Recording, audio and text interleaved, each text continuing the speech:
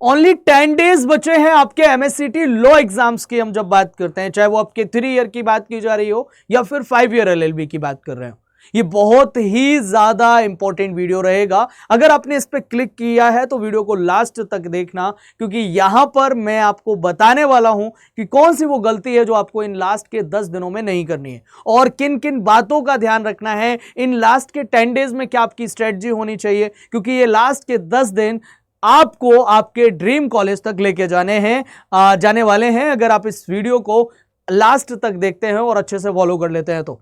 चलिए चलते हैं। मैं रोहित आप सभी का स्वागत करता हूं ऑर्डर 47 पर। होप आप सभी बढ़िया होंगे। चैनल पर पहली बार आए हैं तो सब्सक्राइब जरूर कर लेना, वीडियो को लास्ट तक देखना और अपने दोस्तों के साथ में शेयर करके आ जाना। कमेंट सेक्शन में कमेंट करके ये जरूर बताना कि आपने प्रिपरेशन कब से स्टार्ट करी है। चलिए चलते हैं। लास्ट के 10 दिन बचे हैं। ये वीडियो उनके लिए भी इंपॉर्टेंट होगी जो अभी से स्टार्ट कर रहे हैं, और ये वीडियो उनके लिए भी इंपॉर्टेंट होगी जो बहुत पहले से स्टार्ट कर चुके हैं तैयारी। अभी तक जिसने कुछ नहीं पढ़ा उसको क्या करना है, और प्लस जो पढ़ चुके हैं उनको क्या करना है। चलिए बात करते हैं। सबसे पहला सबसे इंपॉर्टेंट है कि मन के हारे हार है, मन के जीते जीत। अगर आप यहां से हार जाते हैं तो फिर आप हार गए हैं। अगर आप यहां से एक बार जीत गए, आपको पॉजिटिव एटीट्यूड के साथ में इन 10 दिनों को निकालना है, क्योंकि ये 10 दिन बहुत मेजर रोल प्ले करेंगे। एक वो बच्चा जिसने कुछ नहीं पढ़ा होता है वो भी एग्जाम क्रैक कर जाता है, लेकिन एक वो बच्चा जिसने बहुत कुछ पढ़ा है, पूरे साल प्रिपरेशन करी है, लेकिन लास्ट में आके उसको ये लगता है कि मैंने कुछ नहीं पढ़ा, और फिर उसको यहां पर हार का सामना करना पड़ सकता है। तो आप सभी को बहुत ज्यादा पॉजिटिव रहना है, कॉन्फिडेंट रहना है, और हमेशा याद रखना कि हारना नहीं है। मन से हारा हुआ इंसान दोबारा कभी नहीं जीत सकता। मैदान में हारा हुआ इंसान फिर से जीत सकता है, लेकिन मन से हारा हुआ इंसान कभी नहीं जीत सकता। तो आपको मन से नहीं हारना है, हिम्मत नहीं हारनी है, लगे रहना है। अब बात करते हैं इंपॉर्टेंट डेज की। सबसे पहले एग्जाम डेट आपकी 5 ईयर एलएलबी की जब हम बात करते हैं 28 अप्रैल को आपका एग्जाम होगा। एडमिट कार्ड बहुत जल्दी रिलीज होने वाले हैं। वहीं अगर हम बात करें 3 ईयर एलएलबी के लिए तो 3 मई और 4 मई, 3 और 4 मई को आपका एग्जाम होगा। और आपके अगर हम यहां पर बात करें तो इसके एडमिट कार्ड भी 1 वीक के अंदर एग्जाम से जस्ट 1 वीक पहले रिलीज कर दिए जाते हैं, तो वहां से आप चेक कर सकते हो। एग्जाम पैटर्न सिलेबस के बारे में आपको पता होगा, नहीं पता है मैंने और भी बहुत सारे वीडियोस इसके लिए बनाए हुए हैं, तो जाके वहां से आप देख सकते हो। फिलहाल में लास्ट के 10 डेज के लिए आपकी क्या प्रिपरेशन स्ट्रैटेजी होनी चाहिए, किन पॉइंट्स को आपने ध्यान में रखना है, कौन सी गलती है जो आपको बिल्कुल भी नहीं करनी है।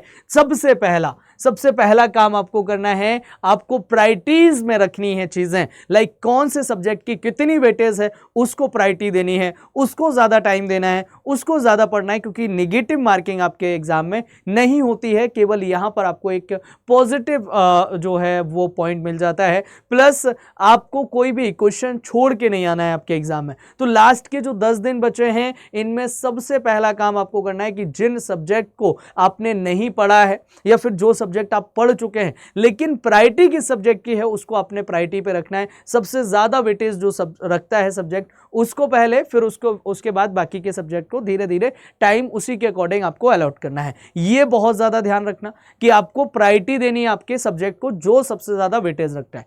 दूसरा, वो बच्चे जिन्होंने कुछ नहीं पढ़ा है और वो बच्चे जो पढ़ चुके हैं, दोनों को सेम चीजें करनी है। सेकेंड थिंग, दूसरा है आपका कि आपको स्पीड इंक्रीज करनी है। अब वो बच्चे जिन्होंने पढ़ा हुआ है वो अपनी स्पीड को इंक्रीज कर सकते हैं, लेकिन जिन्होंने कुछ नहीं पढ़ा है तो बेटा ये टाइम है कि आप अपने एफर्ट्स लगाओ यार। वो मैं अक्सर करके कहता हूं कि हार जाने के डर से बैठ जाने से बेहतर है कि जीत की कोशिश में मर जाना। हार जाने के डर के बैठ जाने से बेहतर है जीत की कोशिश में मर जाना। आपको अगर ये लगा हुआ है कि यार कुछ नहीं पढ़ा, कुछ नहीं हुआ, तो आपको डरना नहीं है, हारना नहीं है, मेहनत करनी है, लड़ना है जब तक आप एग्जाम देकर नहीं आ जाते। फिर यहां पर आपको स्पीड पे बहुत ज़्यादा ध्यान देना है। स्पीड कैसे इंप्रूव होगी, स्पीड को आप कैसे इंक्रीज करेंगे, कैसे आपको पता चलेगा कि आपकी स्पीड कैसी है, तो उसके लिए आपको मॉक लगाने चाहिए।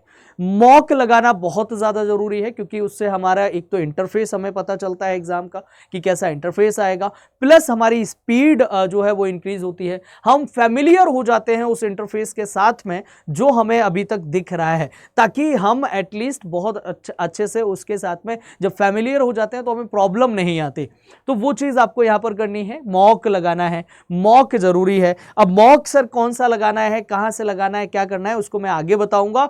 फिलहाल में आपको ये ध्यान में रखना है, मॉक जरूर लगाना चाहिए ताकि आप अपनी प्रैक्टिस को आप अपनी प्रिपरेशन को जांच सको, चेक कर सको कि कहां पर आप स्टैंड कर रहे हो। और प्लस साथ ही साथ में अगर मैं यहां पर बात करूं, स्पीड, एक्यूरेसी, टाइम मैनेजमेंट और फेमिलियर होना इंटरफेस से, ये सारी चीजें केवल और केवल मॉक के प्रैक्टिस से आती हैं और किसी से नहीं आती। तो ये बहुत ज्यादा इंपॉर्टेंट पॉइंट है जिसको आपने ध्यान रखना है। मॉक कौन से बेस्ट है, कहां से लगाने चाहिए, लास्ट में मैं आप सभी को बताऊंगा।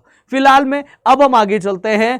अब हाई वेटेज टॉपिक्स मैंने आपको बता दिया, हाई वेटेज सब्जेक्ट बता दिया, स्पीड बता दी, फिर मैंने मॉक बता दिए और उसके बाद में आपको नए टॉपिक्स नहीं छूने। अब वो बच्चा जिसने कुछ पढ़ा ही नहीं है, बेटा सबसे पहला काम ये करो कि तो क्या करना है तुम्हें हमारी YouTube की क्लासेस फॉलो करनी है जो हमारे इसी चैनल पर हो रही हैं डेली।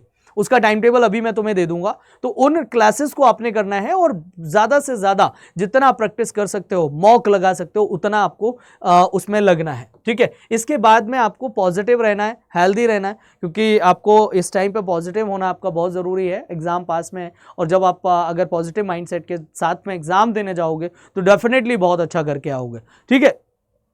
तो ये कुछ बेसिक से पॉइंट्स हैं जो इन लास्ट दिनों में, लास्ट के 10 डेज में आपको ध्यान रखने हैं। एक मैंने आपको बताया कि सबसे ज़्यादा जिसकी वेटेज है उन सब्जेक्ट को प्रायोरिटी पे रखना है। दूसरा मैंने आपको बताया वेटेज सब्जेक्ट को प्रायोरिटी पे रख के आपको रिवीजन भी करना है और साथ ही साथ में आपने कुछ नहीं पढ़ा है तो भी उन्हीं सब्जेक्ट को, उन्हीं टॉपिक्स को पढ़ना है। स्पीड इंक्रीज करनी है, स्पीड इंक्रीज मॉक लगाने से होगी, मॉक ज़्यादा से ज़्यादा आपको लगाने हैं। लास्ट के 10 दिन बचे हैं, इन लास्ट के 10 डेज में एटलीस्ट कम से कम आप डेली 2 मॉक लगाओ, डेली आपको 2 मॉक लगाने हैं। मॉक लगाने के बाद में उसका एनालिसिस करना है आपको, क्योंकि बहुत सारे क्वेश्चंस डायरेक्ट मॉक से आपको देखने को मिलते हैं और क्लासेस से देखने को मिलते हैं। तो यहाँ पर मॉक एनालिसिस करना है तो डेली 2 मॉक लगाने हैं और एनालिसिस करना है, क्योंकि लास्ट दिन बचे हैं 10 और इन 10 दिनों में अपनी जान झोंक देनी है, अपना 100% दे देना है। बाकी फिर अब मॉक कहाँ से लेने हैं, कौन से बेस्ट रहेंगे, 5 ईयर के लिए जो प्रिपरेशन कर रहे हैं उनके लिए ये मॉक हैं हमारे, केवल इंग्लिश मीडियम में है।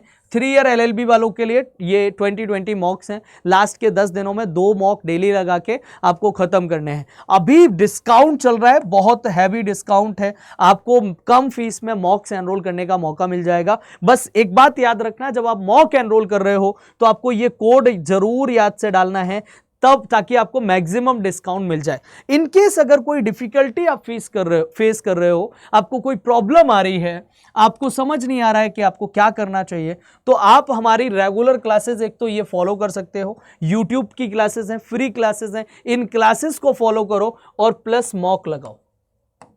मॉक लगाओ जितना ज्यादा से ज्यादा हो सकता है। बेटा मैं बार बार वही चीज बोलूंगा, रीजन ये है मॉक लगाने का, क्योंकि आपका स्कोर एक्चुअल में वहीं से बूस्ट होगा, आपको कॉन्फिडेंस एक्चुअल में वहीं से आएगा। और मॉक का स्कोर कैसे इंक्रीज होगा, वो होगा केवल और केवल आप जब एनालिसिस करेंगे प्रॉपर तरीके से और अपना टारगेट सेट करेंगे और उस एनालिसिस किए गए पॉइंट्स पर आप काम करेंगे, वीक एरियाज पे काम करेंगे, स्कोर अपने आप बूस्ट होगा। तो डेली 2 मॉक प्रॉमिस करो कमेंट सेक्शन में कि आप ये काम करने वाले हो, फटाफट से मुझे चाहिए। और अगर फिर भी कोई दिक्कत आती है तो मुझे मेल ड्रॉप कर देना, मैं तुम्हारे भाई की तरह, तुम्हारे दोस्त की तरह रिप्लाई करूंगा, तुमसे बात करूंगा यार, डेफिनेटली जितने बच्चों से हो पाएगा उनसे कनेक्ट करने का कोशिश करूंगा मैं। तो मुझे मेल ड्रॉप जरूर कर देना, ठीक है, फॉर कोई भी आपको इंफॉर्मेशन चाहिए। कोड मैं बता चुका हूं, ईमेल आईडी मैंने दे दी है, मॉक कैसे एनरोल करने हैं, ज्वाइन करने हैं, उनको बता देता हूं। आपको करना क्या होगा, आपको जाना है गूगल पे, जाने के बाद में यहां पर अड्डा 247 सर्च करना है, अड्डा 247 सर्च करने के बाद में यहां पर जाना है, ऑल कोर्सेज पे चले जाना, यूजी एंड पीजी पे जाना, लॉ एंट्रेंस यहां पर लिखा हुआ है, लॉ एंट्रेंस पे चले जाना। लॉ एंट्रेंस पे जाने के बाद में यहां पर MHCT लिखे आ रहा है, इस पे क्लिक करना।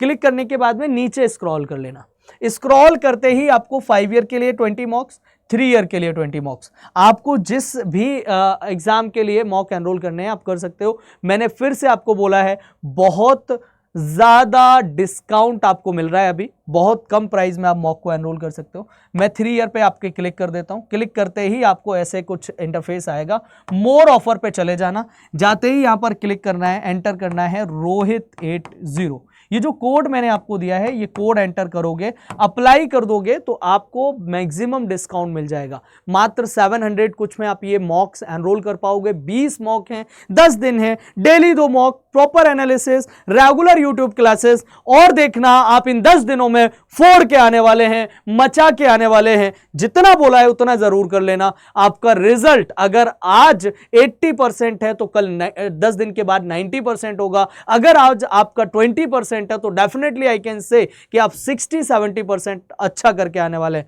तो चलिए, थैंक यू सो मच यार, bye take care of you. आप सभी अपना ध्यान रखना। मिलते हैं आपसे यूट्यूब की क्लासेस में, तब तक के लिए नमस्कार, जय हिंद।